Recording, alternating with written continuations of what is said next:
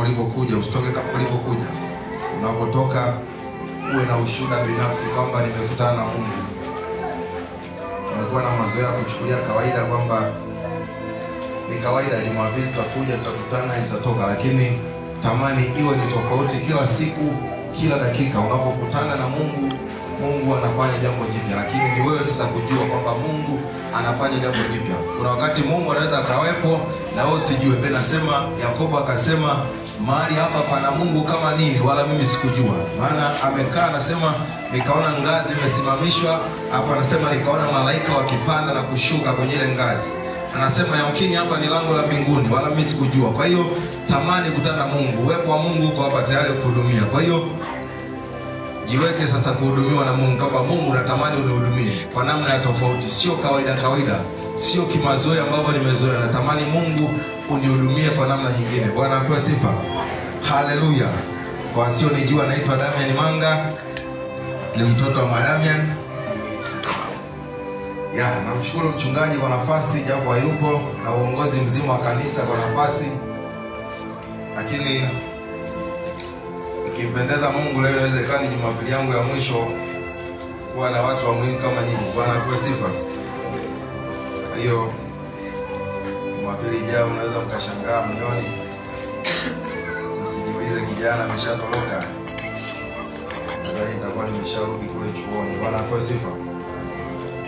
Kwa hiyo natamani leo Mungu atusaidie na Mungu atuachie vitu, aache alama ambazo zitaanza kufanya kazi kwetu. Mzigo wangu uko kwa vijana sana. Mungu amenipa mzigo na kizazi changu. Mungu amenipa mzigo na vijana wenzangu. Vijana adui anakamata sana. Watoto, vijana adui anatukamata sana. Kwa hiyo natamani tunapoendelea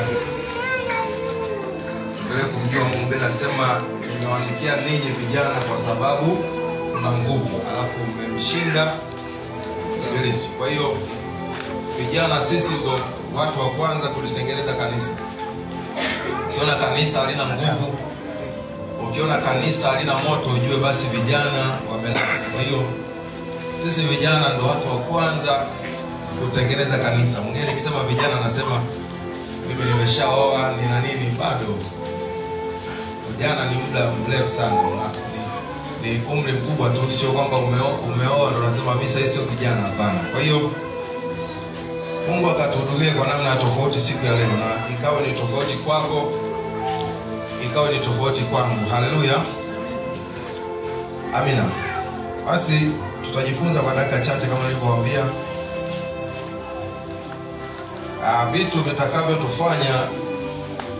Vitu vitakavyokufanya uanze kumwona Mungu katika viwango vingine. Kama unanifuatilia mimi, unaweza kukuta na zunguka sana, lakini quality yangu siku zote huwa inakuwa ni moja. Kwa hiyo Mungu amenipa ujumbe. Wakati mchungaji ameniambia nasimama Jumapili, nikamwambia Mungu nitasema nini? Ila nikasikia neno moja, matengenezo, kwamba lazima kanisa tutengeneze. Ili Mungu aanze kuonekana kanisani, Mungu aanze kuonekana kwenye maisha yetu, lazima tutengeneze kama kanisa. Bwana apewe sifa. Kuna muziki unaimba, ungeuzima muziki. Kwa hiyo vitu vitakavyokufanya uanze kumwona Mungu kwa dimension nyingine. Unaweza kuwa unakutana na Mungu, lakini unakutana na Mungu kwa dimension ndogo, kwa viwango vidogo. Lakini mwingine unakuta hata ukutana na Mungu. Kwa hiyo tutajifunza vitu vitakavyokufanya uanze kukutana na Mungu kwa hatua nyingine, hatua kubwa zaidi. Mtu mmoja alimwambia, leo Mungu amenisemesha, anasema wewe unaongeaje na Mungu? Lakini sisi ndo watoto wake. Kwa hiyo wewe kama una babako, maana yake kama hauwezi kuzungumza na babako, haujui namna ya kuzungumza na babako, kwa sababu tunapompokea Kristo tunafanyika wanaye. Kwa hiyo tunaweza kuzungumza naye wakati wote. Ni sawa sawa mahusiano ya mtoto na baba. Kwa hiyo kuna mwingine anaweza kusema unaongeaje na Mungu? Huyo Mungu namsikiaje? Kwa hiyo Mungu atusaidie. vitu vitakavyotufanya tuanze kukutana na Mungu kwa dimension nyingine, kwa viwango vingine vya juu. Yaani wewe ukisimama unasema ninamwona Mungu kwenye maisha yangu. Ukisimama unakuwa na sababu ya kusema kwa ajili ya Mungu. Lakini kuna mtu akisimama akiulizwa Yesu amekutendea, anasema mimi namjua tu Yesu, huna sababu ya kusema. Kwa hiyo Mungu ataanza kukutana wewe kwa hatua nyingine. Utakuwa na sababu ya kusema kwamba mimi namuona Mungu kila siku. Namuona Mungu kwenye biashara yangu, namuona Mungu kwenye maisha yangu, namuona Mungu akiwasaidia watoto wangu. Utakuwa na sababu ya kusema, maana unakutana na Mungu kwa viwango vingine. Bwana apewe sifa. Kwa hiyo tamani, kabla tujatoka ibada leo, unasema Mungu natamani aanze kukutana nawe kwa viwango vingine. Bwana apewe sifa. Bwana apewe sifa. Naomba unifunulie Ufunuo 3:15. Nina vitu viwili tu. Ufunuo 3:15. Mungu atatusaidia kanisa EAGT Mapogoro. Anayelala mwamshe, ndio tunaanza tu, unasinzia. Wewe una shauku ya kukutana na Mungu. Wewe una hamu ya kukutana na Mungu. Bwana apewe sifa. Bwana apewe sifa. Ufunuo 3:15. Naomba usikilize kwa makini. Na yajua matendo yako. Ya kuwa hubalini wala hu moto. Ingekuwa heri kama ungekuwa baridi au moto. Ingekuwa heri kama ungekuwa baridi au moto. Malizia mstari wa mwisho. Ndio. Basi kwa sababu una uvuguvugu wala hu baridi wala moto. Ndio. Nitakutapika utoke katika kinywa. Rudia vizuri mstari wa mwisho. Kwa sababu basi kwa sababu sikiliza. Basi kwa sababu una uvuguvugu. Kwa sababu una uvuguvugu. Wala hu baridi wala moto. Wala hu baridi wala hu moto. Nitakutapika utoke katika kinywa changu. Nitakutapika utoke kwenye kinywa changu. Bwana apewe sifa. Bwana apewe sifa. Mgeukie mwenzako muulize, wewe ni baridi au moto? Anasemaje? Anasemaje? Yeye ni moto. Muulize, Jumanne ulikuwa wapi? Kama ni moto. Mgeukie, unapoongea na mgeukie mwenzako, mwambie Jumanne ulikuwa wapi? Hapo unaniambia wewe ni moto. Muulize, Ijumaa ulikuwa wapi? Hapo unaniambia wewe ni moto. Haleluya, haleluya. Biblia inasema na yajua matendo yako ya kwamba hu baridi wala hu moto. Haleluya. Kristo anasema na kujua mtate ya kwamba hu baridi wala hu moto. Ama anasema ni heri ungechagua leo aidha uwe baridi au uwe moto. Bwana apewe sifa. Anasema kwa sababu una uvuguvugu nitakutapika kutoka kwenye kinywa changu. Haleluya. Kwa sababu una uvuguvugu, kwa sababu umekataa kukaa upande mmoja, umekataa kuwa baridi, umekataa kuwa moto, unasema mimi niko katikati, mimi niko kidogo kwenye moto na udongo kwenye baridi. Bwana anasema kwa sababu umechagua uvuguvugu nitakutapika. Haleluya. Kwa hiyo tunawapenda wanasali, wanakuja kila siku ibadani, lakini kumbe Mungu ameshakutapika. Ndio maana nashangaa mambo yako hayaendi. Ndio maana nashangaa kila siku wewe ni yule yule, kwa sababu Bwana ameshakutapika. Bwana apewe sifa. Bwana apewe sifa. Bwana apewe sifa. Anasema heri ungechagua leo. Mwambie mwenzako heri uchague leo. Kuwa baridi au kuwa moto. Bwana apewe sifa. Lakini ukishakuwa vuguvugu, Mungu anakutapika. Kwa hiyo tumeshajijua wangapi ni vuguvugu. Vitu vitakapokufanya uanze kumwona Mungu kwa namna nyingine. Jambo la kwanza ni machaguo yako utakayofanya. Itakuwa baridi au kuwa moto. Wakati natafakari neno, Mungu amenifundisha vitu vikubwa sana. Unasema mimi ni moto, lakini Jumanne ibadani hata ufiki. Manake unasahau kwamba Jumanne ni siku ya Bwana. Na kitu kinachokutinga wewe ni kitu kidogo tu. Yaani kitu ambacho kinakuzuia kufika kwenye ibada ni kitu kidogo tu. Alafu nasema mimi ni moto. Vijana, Bwana apewe sifa. Amen. Bwana apewe sifa vijana. Amen. Haleluya, haleluya. Leo Mungu atatusaidia. Tutaanza kukutana na Mungu kwa hatua nyingine. Yaani kama hujawahi kukutana na Mungu, utakutana na Mungu. Bwana apewe sifa. Lakini jambo la kwanza ni lazima uchague kuwa vuguvugu, kuwa baridi au kuwa moto. Lakini ukishakuwa katikati, Bwana anasema nitakutapika kutoka kwenye kinywa changu. Yamkini Mungu amekwisha kutapika muda mrefu. Ndio maana wewe uone matokeo. Ndio maana wewe umekuwa kawaida. Kumbe Mungu amekwisha kutapika. Yaani Mungu saizi hana mpango na wewe kwa sababu umeshaamua kuwa vuguvugu. Na pia natuambia wazi ya kwamba ukiwa vuguvugu, Bwana anakutapika kutoka kwenye kinywa chake. Anasema ni heri uchague leo kuwa moto au kuwa baridi. Bwana apewe sifa. Kwa hiyo kama unasema umeokoka, maana yake umeshakubali kuwa moto, kuwa upande wa Mungu. Kwa hiyo maisha yako, kila kitu chako itakuwa ni kwa ajili ya nani? Ya Mungu. Bwana apewe sifa. Bwana apewe sifa. Kama umekubali kumpokea Kristo kuwa Bwana na Mwokozi wa maisha yako, kwa vitu vyako, maisha yako yatakuwa ni kwa ajili ya nani? Ya Mungu. Na huo ndo wakati ambapo utaanza kumwona Mungu. Kama wewe bado unajifikiria ni heri uchague kuwa baridi, kwamba mimi jamani, mimi siwezi, mimi naona muda wangu bado. Kwa hiyo kama umechagua kuwa baridi, uwe baridi. Usiigize kwamba leo nipo kanisani wanione kwamba nimefika, lakini unajijua moyoni mwako kwamba mimi mbona bado. Bwana apewe sifa. Bwana apewe sifa. Kwa hiyo Mungu anakataa watu ambao wanakaa kwenye uvuguvugu kwamba mimi kwa Mungu nipo na huku kwa shetani nipo. Mungu anasema atakutapika kutoka kwenye kinywa chake. Bwana apewe sifa. Bwana apewe sifa. Bwana apewe sifa. Wakati nipo sekondari na kumbuka wakati fulani tunabebwa sana na neema za watu wanaotuombea. Kwa kuna wakati unajikuta maisha yako yanaenda vizuri pamoja na kwamba unafanya ujinga, ila unakuta tu maisha yako yanaenda vizuri. Jua tu ni neema, kuna mtu anaomba kwa ajili yako, kuna mtu analia kwa ajili yako. Wakati nipo level nasema nimeokoka, niliwashuhudia tulipokuwa na ibada ya 12. Nimeokoka, lakini mimi disco ilikuwa ni kawaida yangu.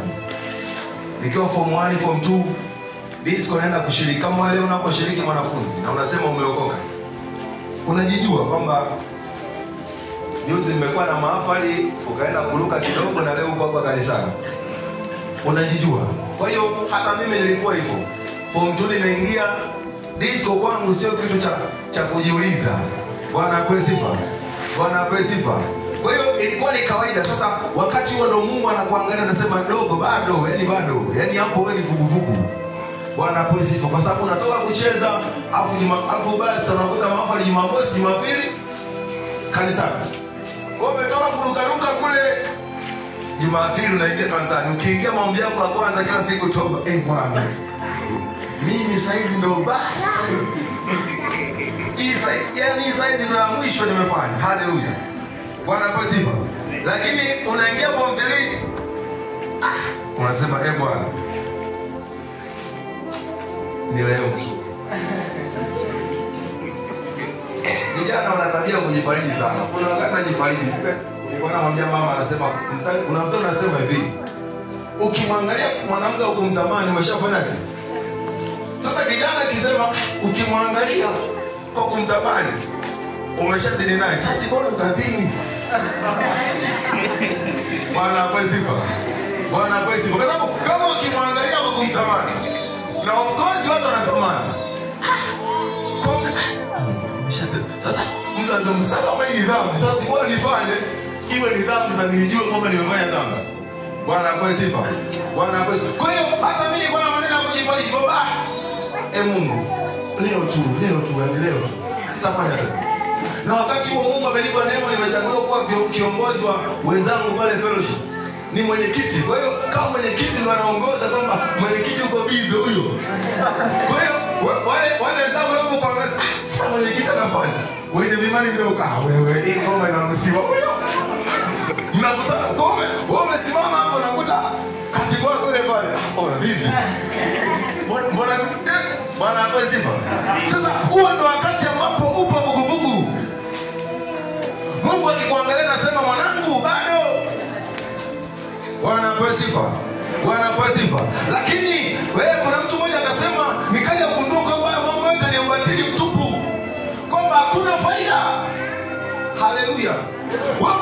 kijana, unajua message ambazo na chati, unajua na moyo wako unakushuhudia. Leo tumefikia hatua vijana wanafanya mapenzi kwenye simu, yani kupitia chati. Uko wapi? Niko mlangoni hapa. Yani wanachati hapa, wanachati. Ingia. Niko hapa kitandani, sawa, nimekuona. Wako wanachati. Bwana pesi. Na wao wanajijua kwamba moyo wako unakushuhudia kwamba unafanya hivyo vitu. Mimi nasema ni heri uchague leo kuwa moto au kuwa baridi. Bwana asifiwe.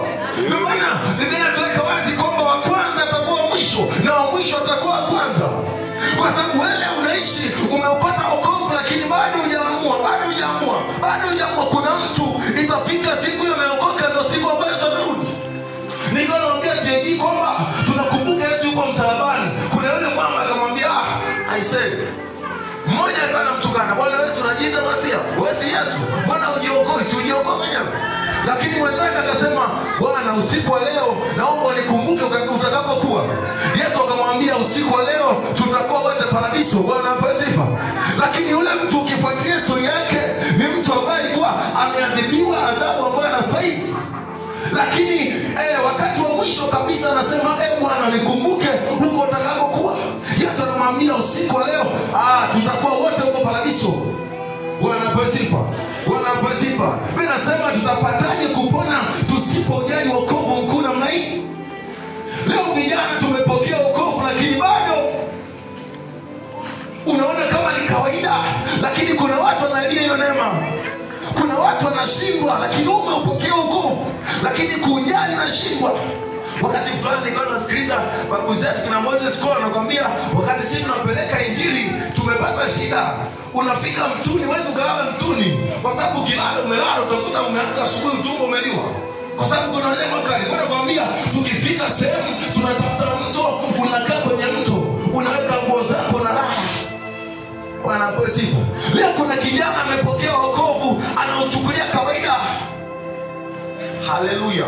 Biblia inasema ni heri leo uchague kuwa baridi au kuwa moto. Hivyo unavyofanya vyote ni ubatili mtupu. Wakati fulani mama nakumbuka, wakati fulani simu yangu binafsi naichukia, namwambia mama chukua simu, mimi sitaki kutumia simu kubwa. Kwa sababu kila nikichukua mimi jibi moja kukaa nayo siku nzima, anasema kifurushi hichi jibi moja ni siku 3. Mimi nawashangaa siku 3 jibi moja. Mimi jibi moja ni nusu saa. Hata dakika 20 jibi moja hichi. Lakini ukija kuangalia ukiangalia, naangalia tu video za uchi, naangalia video za utupu. Bwana asifiwe. Lakini wakati Mungu ananiambia, mwanangu bado heri uchague leo kuwa baridi au kuwa moto. Bwana asifiwe. Mwambie kijana mwenzako ni saa matengenezo. Mgeukie kijana mwenzako mwambie ni saa matengenezo. Bwana asifiwe. Kwa hiyo ni lazima uamue. Kama umekubali kwamba Yesu ni Bwana na Mwokozi wa maisha yangu, basi Bwana awe Mwokozi wa maisha yako. Hivyo vitu tunavyofanya ni ubatili mtupu. Hayo mapenzi unayofanya kwenye chatting ni ubatili mtupu. Wakati mmoja tu kwenye kongamano la Pasaka, mchungaji akasema, vijana naomba mkusanye simu zenu hapa. Watu Bwana asifiwe. Lakini tupo ambao tunasema ni wanafunzi tuliokoka mashuleni. Akasema, naomba kusanya simu. Watu mchungaji. Kila mtu anajua anachokifanya kwenye simu yake. Bwana asifiwe. Siku moja mtu mmoja anaongea hapa kwa habari ya simu, nikasema katika sehemu ambayo shetani ametukamata vijana ni kwenye simu. Leo kijana akiwa na simu kubwa tu anaanza kuangalia vitu vya ajabu. Anaanza kuangalia vitu ambavyo havistahili. Wakati mwingine vijana wanapelekewa wanaanza kufanya masturbation. Hata mtu zamani ya kuoa anaona haipo tena, kwa sababu ameridhika, anaangalia video za utupu alafu anajiridhisha mwenyewe. Bwana asifiwe. Leo Mungu yupo kutusaidia, anasema ni heri uchague kuwa baridi au kuwa moto. Hayo unayofanya walishafanya wengine sana. Kwa hiyo imetosha kijana mwenzangu, ni saa matengenezo. Bwana asifiwe. Kwa hiyo lazima tukubali kuchagua. tumekuwa watu wa kawaida, tunadharauliwa na watu wakituona kwa sababu sisi tuko kawaida. We kijana, moyo wako na kushuhudia kwamba leo umemtongoza binti huyu na jioni umemtongoza binti huyu.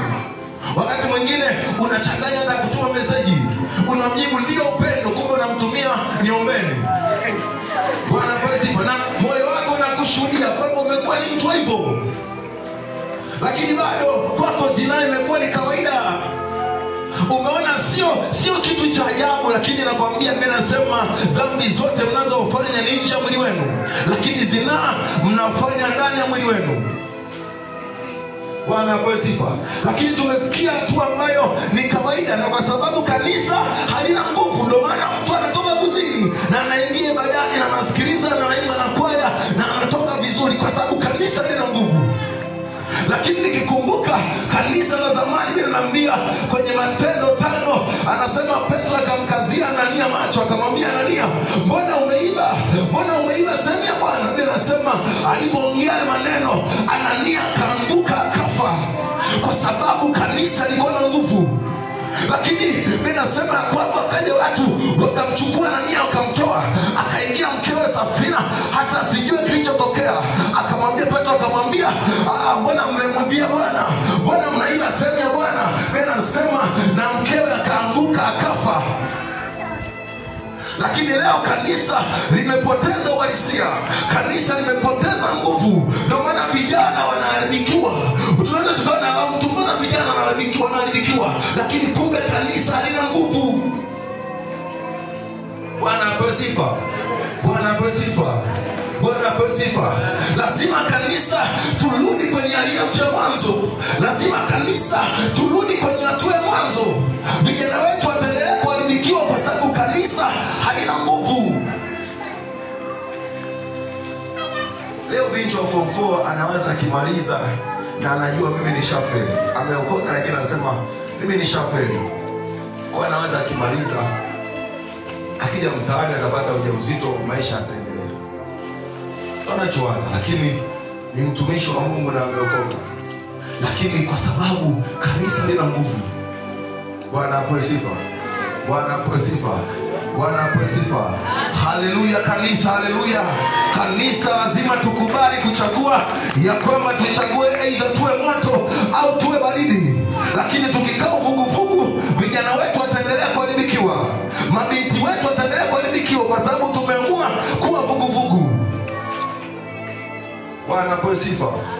Bwana apewe sifa. Mabinti wetu wataendelea kuharibikiwa kila siku.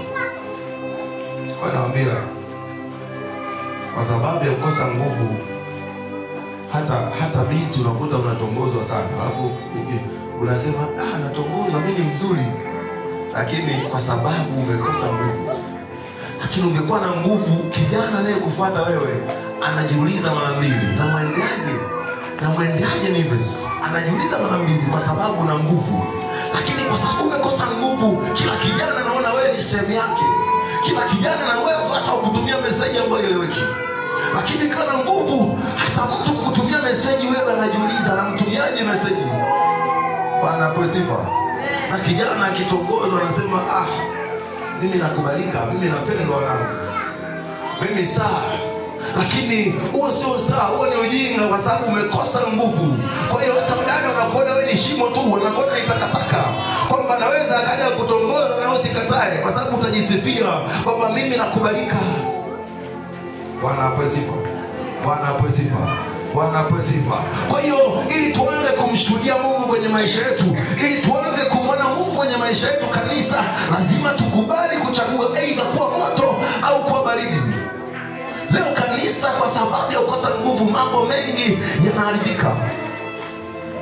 Nikawa naangalia mkesha wa Ijumaa, ni siku yote ya maombi, lakini hakuna waombolezaji, hakuna wanaokuja kulia, hakuna wanaokuja kulia. Watu siku ya Jumapili ndio wanajiandaa vizuri na wanakumbuka kwamba leo ni siku ya Bwana. Amesahau kwamba Jumanne ilikuwa ni siku ya Bwana. Amesahau kwamba Ijumaa ilikuwa ni siku ya Bwana. Jumapili ndio amependeza vizuri anakuja kanisani. Amesahau maombi yenyewe mpaka kumsukuma kwamba leo tuombe dakika 5 hizi. Yeye ana mzigo binafsi. Kwa hiyo kanisa tunajikuta tunapoteza nguvu kila siku. Bwana apewe sifa. Bwana asifiwe. Leo Mungu yuko kutusaidia. Leo Mungu yuko kututengeneza. Na vitu tunavyovifanya unavishuhudia. Kwa sababu ya kukosa nguvu kanisa, leo tunasali na wachawi na wanatutesa. Leo tunasali nao na wanatutesa. Na anajua kabisa kanisa halina nguvu. Na anajua kabisa kwamba hakuna nguvu mahali hapa. Bwana asifiwe. Bwana asifiwe. Kwa hiyo lazima tukubali kuchagua aidha kuwa moto au kuwa baridi. Huo ndio wakati ambapo tutaanza kumshuhudia Mungu. Huo ndio wakati ambapo tutaanza kumwona Mungu. Lakini ukibaki kwa vuguvugu mamangu, hautakuja kumwona Mungu. Hautakuja kumwona Mungu hata mara moja. Kila siku utasikia wenzako wakishuhudia kwamba Mungu anafanya, Mungu anabadilisha, Mungu amenipa, Mungu amenipa hichi, Mungu amenipa hichi. Lakini kwako utakuwa unaona kitu kwa sababu bado umechagua kwa vuguvugu. Biblia inasema kwa sababu umechagua kwa vuguvugu, na yeye ametutapika kutoka kwenye kinywa chake. Leo tunakuja ibadani tu ili kuaridhisha viongozi. Leo tunakuja ibadani ili tuonekane kwamba tumekuja ibadani. Kwamba majirani nao kanao watasemaje kwamba mimi nimeacha kusali siku. Lakini tumepoteza nguvu. Bwana asifiwe. Bwana asifiwe. Bwana asifiwe. Leo Mungu anakwenda kutusaidia, tutaanza kumuona Mungu kwa hatua nyingine. Lakini sharti anasema uchague kuwa moto au kuwa baridi. Nilipofika advance nikamwambia Mungu, yote niliyofanya ni ubatili mtupu. Yote niliyotenda ni ubatili mtupu. Yote nilivyovifanya ni ubatili mtupu. Nimecheza disco sana. Nimeangalia video za utupu sana. Bwana asifiwe. Nikamwambia Mungu, natamani uanze kunitengeneza kwa namna ya ajabu. Mwamsha leo. Natamani uanze kunitengeneza kwa namna ya ajabu. Nimejua vyote nilivyofanya ni ubatili. Na huo ndo wakati ambapo Mungu anamtafuta mtu mmoja anayesema mimi sasa Mungu nimeamua kuwa moto. Ninaamua kuwa moto Bwana. Mimi sitasukuma maombi, mimi sitasukuma ibada, mimi sitasukuma hayo, nimeamua kuwa moto. Huo ndo wakati Mungu anapokuangalia anasema mwanangu, kwa nini sifanye kwako? Kwa nini nisianze kutenda kwako? Bwana asifiwe. Leo tuna vitu tunahangaikia maisha kwa sababu bado hatujamjua Mungu. Ninawahakikishia ukweli, Petro anasema sisi tumeacha vyote, tutapata nini? Yesu anamwambia duniani mara 100 na mbinguni uzima wa milele.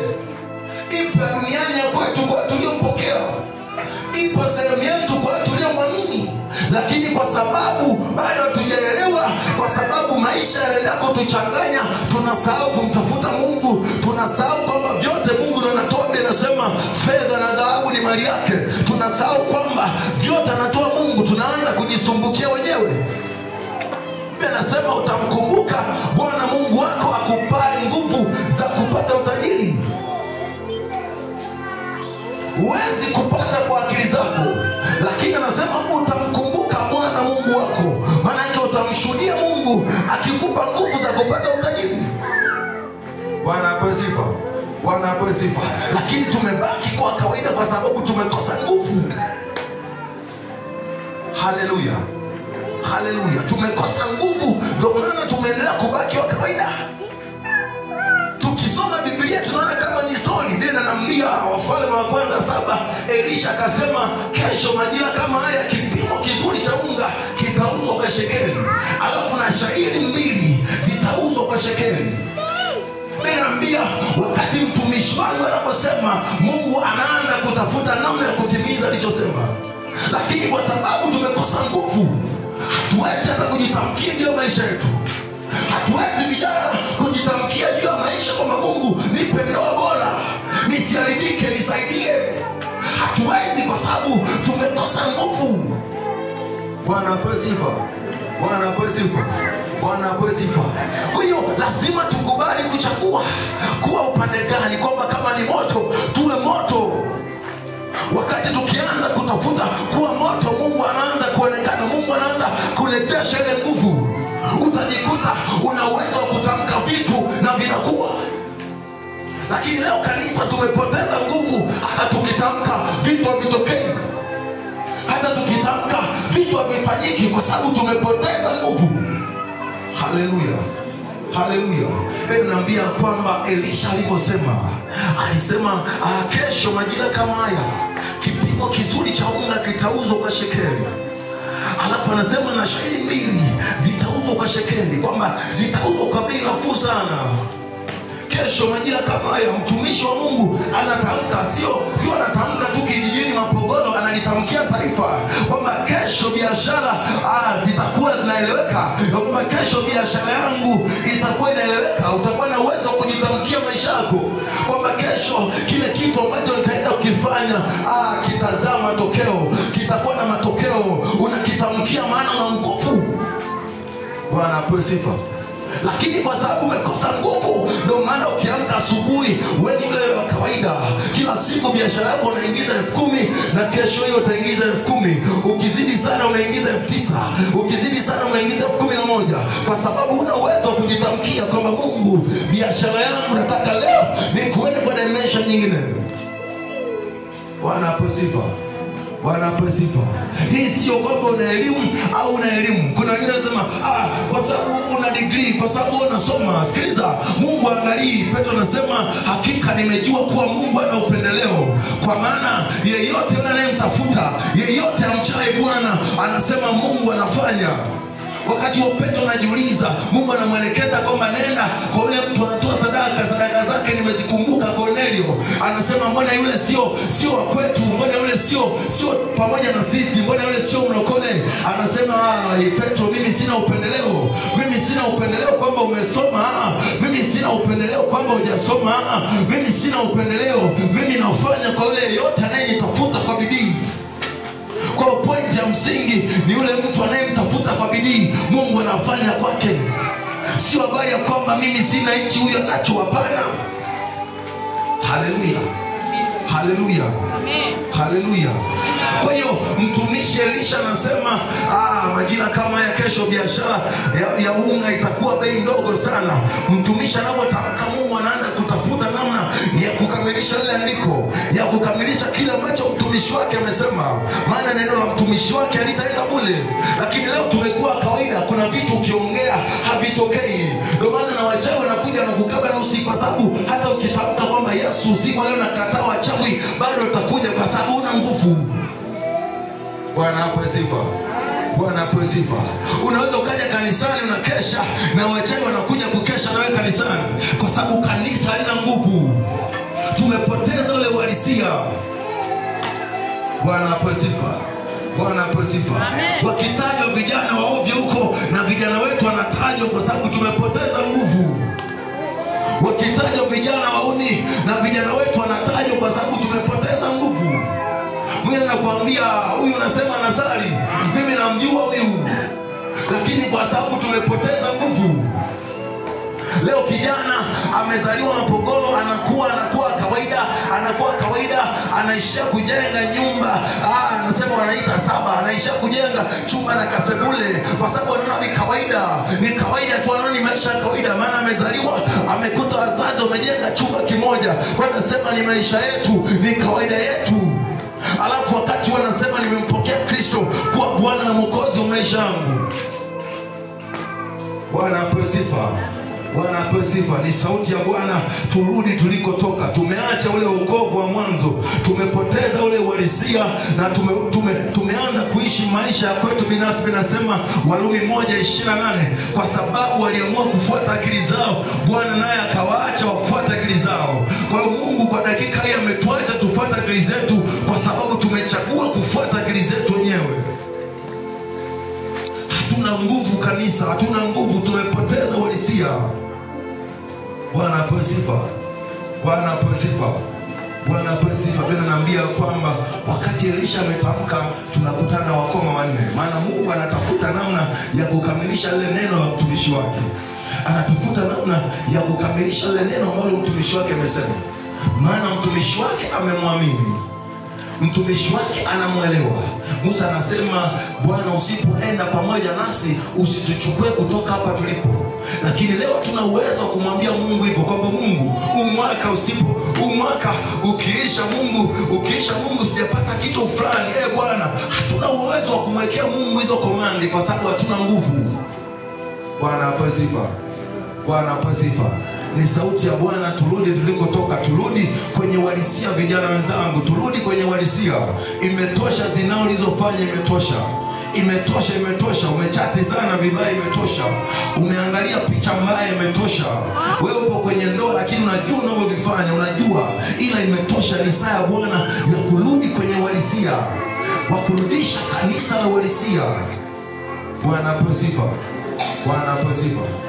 Mimi naambia kwamba Mungu akakutana wakoma wanne kwa sababu anatafuta namna ya kukamilisha neno. Maana yote anafanya hivyo kwa sababu ya neno tu na mtumishi wake. Bwana apewe sifa. Anasema Mungu akaona wale wakoma wanapata msukumo wa kusema, mbona tunakaa hapa hata tufe? Mbona tunakaa hapa hata tuangamie? Wanasema na tuendee sasa hiyo jeshi. Tuliendee jeshi la Washami. Wakituona watue, wakituhifadhi na watuhifadhi. Lakini wao hakujua, wao wakajua ni msukumo wao binafsi, lakini kumbe ni msukumo wa Mungu kwao, kwamba Mungu afanye kupitia wao. Haleluya, haleluya. Ni msukumo wa kimungu kwamba Mungu afanye kupitia wao ili tu alikamilishe neno la mtumishi wake aliyetamka kwamba biashara yangu haitakuwa kawaida. Sasa Mungu anatafuta namna gani akamilishe neno la mtumishi wake, maana mtumishi wake anamwamini na amesema kwamba biashara yake hataki iwe kawaida. Amesema kwamba maisha yake hataki kuwa kawaida.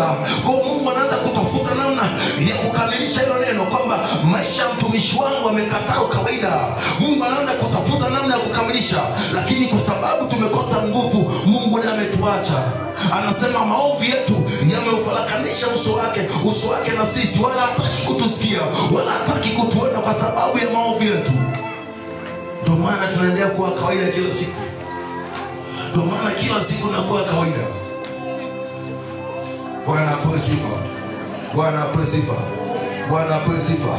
Kwa hiyo tunapoanza kumtafuta Mungu na kuchagua kuwa moto, Mungu anaanza kututengeneza kwa hatua nyingine. Mungu utakachokiongea atakusikiliza, utakachosema kitakuwa, maana wewe ni mtumishi wake. Lakini hata wewe ukiulizwa, wewe ni mtumishi wa Mungu, unasema mimi nasali tu, mimi niko pale tunasali. Bwana apewe sifa. Bwana apewe sifa. Wewe mwenyewe binafsi unajijua kwamba mimi sio mtumishi wa Mungu. Unajijua kwamba mimi sina haki ya kuwa mtumishi wa Mungu, maana unajishuhudia mambo unayofanya. Unajishuhudia wakati ukiwa peke yako gizani. Unajishuhudia wakati unapochati vibaya. Unajishuhudia wakati wewe unajua moyo wako unakushuhudia kwamba unafanya vibaya.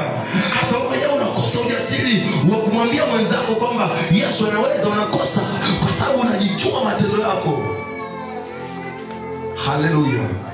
Haleluya. Lakini unapoanza kumtafuta Mungu kwa namna nyingine, na Mungu anaanza kuonekana kwako, utakachosema kitakuwa ndio.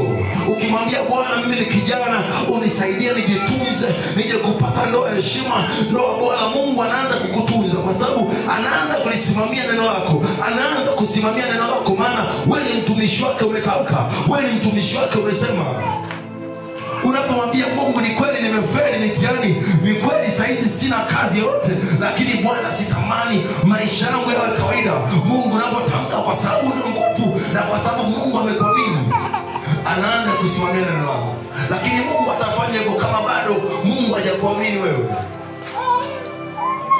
Mungu anamwambia Musa ya kwamba uso wangu utakwenda nawe kwa sababu nimekujua jina. Mungu haendi na Musa kwa sababu tu ni Musa. Anasema nitaenda na wewe kwa sababu nimekujua jina lako.